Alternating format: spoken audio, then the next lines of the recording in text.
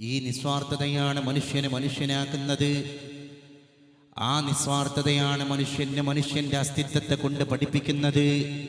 നമ്മൾ ആലോചിക്കേണ്ടതുണ്ട്. അക്രിം ജാറക വലൗ കാന കാഫിറ.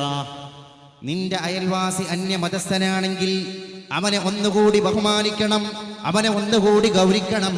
അവൻ സഹോദര മതസ്ഥനാണെങ്കിൽ ആ സഹോദര്യ മതത്തിന്റെ ദർശനങ്ങളെ നമ്മൾ നമ്മുടെ ജീവിതത്തിലൂടെ പ്രകടമാക്കണം.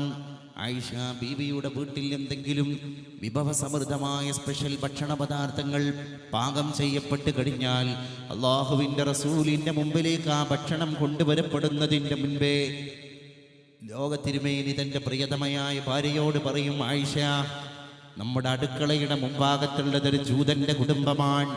ആ ജൂതന്റെ കുടുംബമാണ് നമ്മുടെ അയൽപ്പക്കക്കാരെങ്കിൽ നമ്മുടെ അയൽപ്പക്കക്കാരന് നമ്മുടെ വിഭവസമൃദ്ധമായ ഭക്ഷണത്തിന്റെ ഒരു ഭാഗതയും കുറിക്കാൻ ഞാനും നീയും ബാധ്യസ്ഥരാൻ.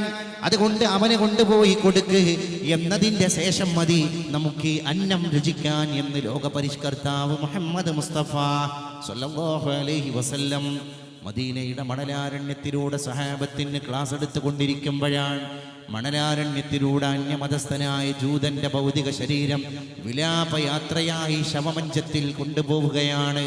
ആ യാത്രാവേളയിൽ ഇരുന്നു കൊണ്ട് ക്ലാസ് കേട്ടുകൊണ്ടിരിക്കുന്ന സഹാബത്തിനോട് പരിശുദ്ധ റസൂൽ സല്ലല്ലാഹു അലൈഹി വസല്ലം പറഞ്ഞു കൊടുക്കുകയാണ്, സഹാബ, നിങ്ങൾ എണീറ്റ് നിൽക്കണം. ആ പോകുന്നതൊരു ജൂതന്റെ മയ്യിത്തല്ല, അതൊരു മനുഷ്യന്റെ മയ്യിത്താണ്.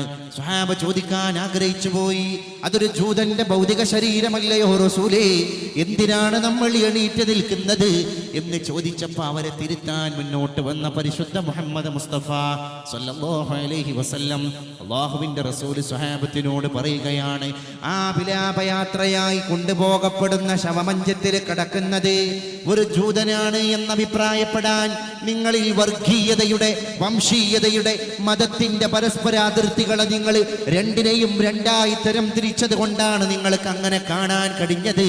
ഞാൻ ആ ശവമഞ്ചത്തിൽ ദർശിക്കുന്നത് ഒരു മനുഷ്യന്റെ ഭൗതിക ശരീരമാണ്.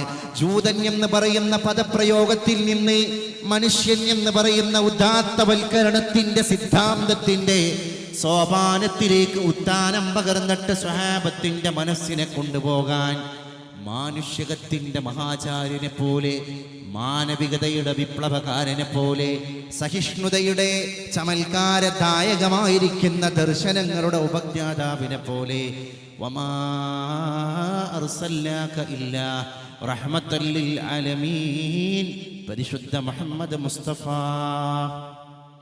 സല്ലല്ലാഹു അലൈഹി വസല്ലം.